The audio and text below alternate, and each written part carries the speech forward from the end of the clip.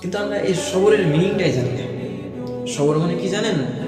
সবর মানে হলো আপনার মন ভেঙে গেছে, আপনার অন্তর ভেঙে গেছে, আপনার হৃদয় ভেঙে গেছে, আপনি একেবারে ভেঙে চুরে শেষ হয়ে গেছেন, আপনার অন্তর কাঁদছে, আপনার চোখ দিয়ে অশ্রু প্রবাহিত হচ্ছে, অ্যান্ড আপনি এমন একটা গর্তে পড়ে গেছেন, আপনি শুধু চারিদিকে অন্ধকার আর অন্ধকার দেখছেন। আপনার জীবনটাকে যে আপনি আবার নতুনভাবে গড়বেন এরকম কোনো ওয়ে আপনার কাছে নেই। আপনি চারিদিকে শুধু অন্ধকার আর অন্ধকার দেখছেন।